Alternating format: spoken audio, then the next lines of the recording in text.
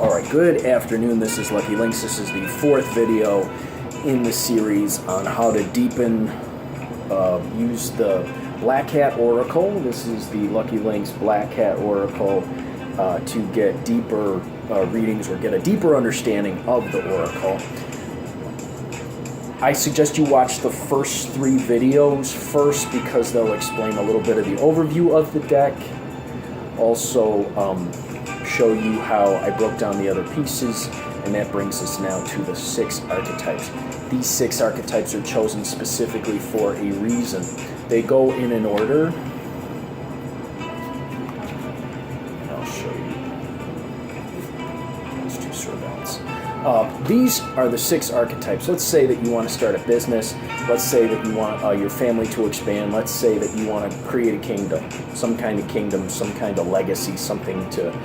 let's say you want to start a nonprofit. Let's say you want to start an organization.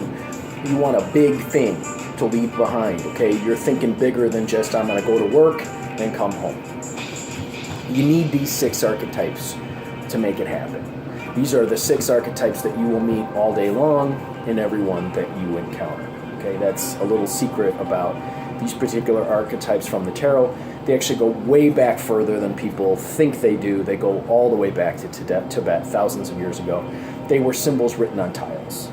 Okay, so these are the 6 archetypes. The Star, the Hermit, the Sun, the Magician, Strength, and Justice. Now these plug into some much bigger teachings and much more advanced stuff, but I'm going to try to keep this as basic as I can while giving you a deeper understanding of how to use these. In these particular cases, let's say that you wanted to make a kingdom grow, you had a business. You'd have to have someone to be able to attract people first, or something to be able to attract people. There are certain people in the world that have this quality, this star quality, and they're a lot less than people think they are. They shine, they shimmer.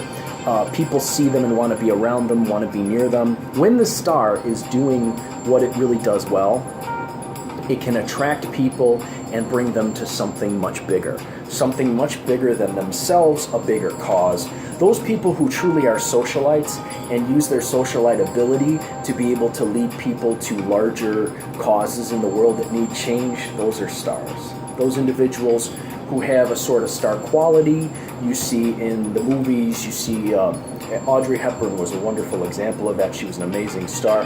This is Barbara Eden in I Dream of Jeannie. Jeannie was a star. She just sort of attracted people when they saw her. She had this quality that was amazing. She brought hope, she brought light to people, and she usually led them to something else. In this case, it was their wishes, okay? So the star is the first part of the sequence. When a star comes into the picture, they can lead people to something bigger. The next thing you need is a hermit. A hermit is the guy who's the ultimate salesman. This is actually Dr. Smith from Lost in Space. He really was a hermit. He was always the one that was going out on different planets and finding situations, other beings, people to introduce to those in the Jupiter 2. The hermit is the guy who he's always got a guy and he can connect you to something else. So if you got a cause that needs people to know about it, you get a star to shine the light on it, and you get a hermit to go out there and sell it to people. Hermits are those guys who actually will go and they'll say, I can help you, I can connect you to something bigger. In internet marketing, those guys that are really successful at internet marketing, these guys are hermits. They're really good at finding what a person needs and connecting them to it. So they're the go-between. They can find information, they can find a person who can do it for them, they can find the guy who can help them out in the situation. So that's the next piece of this sequence of making an entire kingdom or cause or something grow, okay? So you need to be able to attract it, you need someone to be able to connect people to something bigger, and then usually you need someone who can create a family or an organization or help people to feel nourished and feel part of something bigger. The sons are those individuals who can help people feel like they're part of a family. And if you remember, this is Samantha from Bewitched, and if you remember in that old TV show, she was really good at making everyone feel like they were part of the family. She had her own family she took care of, she had her mother's family she took care of, and she was always nourishing people and making them feel warm and good. Even those people who were down and out, she was always trying to help. She had a really big heart, she was full of compassion. That's a perfect example of the sun archetype. When these people are really on, they're wonderful to be around because they'll nourish you, they'll help you unite to a bigger group, make you feel like you belong, and they'll help you get what you need to feel comfortable.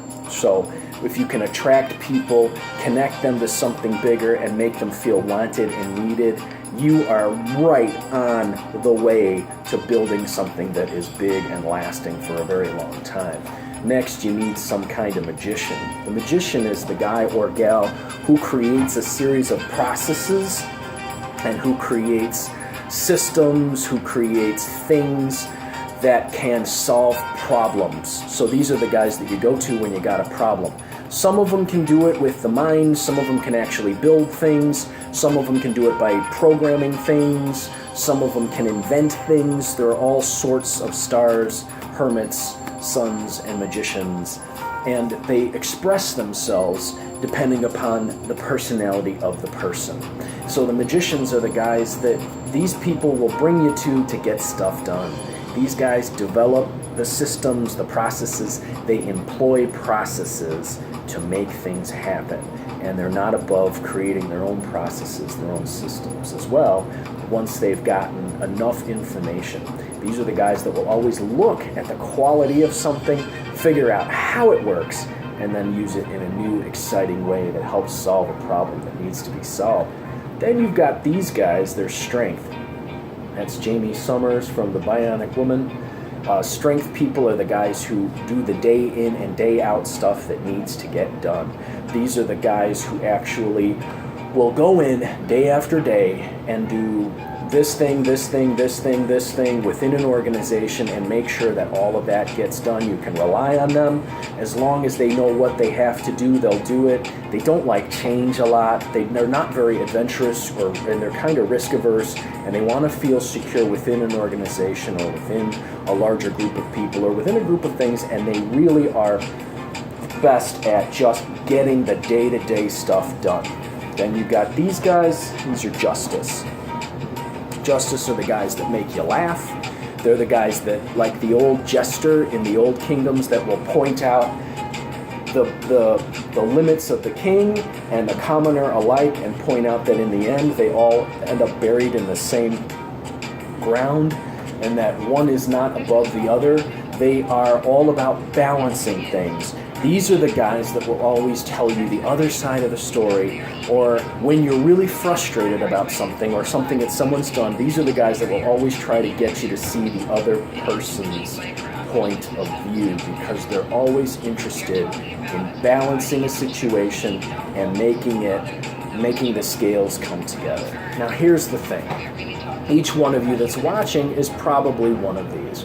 But what happens is, in our lives, we are convinced by someone who usually wasn't living up to what archetype they really were. They will convince you probably to be either an archetype that they really are, that they know somewhere deep down they're not being, or want you to be an archetype that they think is more valuable for whatever reason, that they've gotten to the point to believe that that archetype needs to be you. So, let's say you were a kid and you really were Justice, but your parents wanted a star, so they put you through acting classes and they tried to force it, and you never really seemed to fit. Or there are those people who, maybe you were a magician, you just wanted to make things, build things, put systems together, employ processes, but they wanted you to balance their relationships for you. Maybe your parents put you in between them, or you always ended up in the family between things. Or maybe you were a person who really was really comfortable going out meeting people and getting them to know you and getting them to buy something, but you were convinced by the people in your life you were supposed to be their strength, their rock, the one that they relied on to get all their problems taken care of and all that junk put in place that needed to be put in place because they needed you to do it rather than letting you be who you are. Each one of us is one of these archetypes, but what happens usually is that by the time we're very young, we're convinced that we should be something else. There's a lot of people who are sons who are convinced to be strength, a lot of people who are magicians who think that they're stars, a lot of people who are really hermits who want to be stars. They want to be the center of attention. I see this one all the time. These are the guys that really aren't the center of attention. They can take you from the one who is the center of attention to the guy who can fix the problem, but they want to put themselves in the middle and things fall apart. One of the main problems in the world right now is that people are not living to what their core archetype is, who they really are at their core, which is probably one of these 6. There are some people who haven't yet got to one of these 6. They're struggling somewhere, trying to figure out what they are. They don't even fit into this yet because maybe they're just not, they're struggling too much to have gotten to the point where they can even recognize some of this inside of them. And in these cases, these are all of these 6 archetypes you need to make something grow. So let's say you got a business. You got to have people get to know you, see what you got, someone who could sell what you got, someone who can make you feel belong, part of the organization, want to feel, car companies do this all the time. They got this shiny thing out there. They got the car salesman to sell you the Cadillac. They got the support team that makes you feel like you're part of the family. They got the guys who design and fix the thing. They got the people at the sales, at the, what do you call them, the fixing places, the dealership that actually take care of the day-to-day stuff. And they got those other guys who try to balance and make sure that everyone gets what they need. If something breaks down or someone's got a problem with the company, these are the guys that want to smooth things out. See, so that's how it is. And one of the main things that causes people problem in their life, make them sick, makes them feel like they have no purpose, is they don't know which of these they are. And they're probably operating as something else, and it causes all sorts of problems in their lives. Because let's say you've got someone who's a star and she's acting as strength. She's going to draw all sorts of things in her life that make her strength when really it's her job to shine. And she's going to feel very worn out. And all of the relationships that she draws to her are going to try to treat her like this, and it's going to be very difficult for her. So you can imagine that people can get into some very tricky situations their whole lives by operating as an archetype that they're not. Now, these all fit in. They can represent people when you're doing a reading. They can represent situations, or they can represent relationships. So let's say you've got a magician. Okay, so you're going to get a sign about something that is a process related about how to fix some problem that you've been having, for example. Or maybe there's a secret admirer who's been making your life easier. Or maybe there's going to be a situation that makes a large, almost violent thing that catches people's attention. There's going to be an event that catches people's attention that's large and violent and gets everyone glued to their TV screen or their internet or whatever. So that's how you can combine these. You can use these for general fortune telling too. This could mean that a person is being self-centered, or that a situation is going to be very flashy, or that an event that they're going to be at is very flashy. Something's going to be taking their attention. This can indicate warmth and happiness, or a happy outcome. This can indicate that you have to take action to do stuff. You have to make things happen. You have to solve this problem yourself, or that there's a problem here that can be solved and you're the one to solve it, or it could represent someone else to solve it. This could mean that you really need to be able to get out there and sell your ideas, or it could mean that someone's going to come into your life that's going to have a very valuable idea or thing or something that you need. Listen to them. Or it means that you may find yourself in a position where you feel like you're alone for a while and you have to figure things out.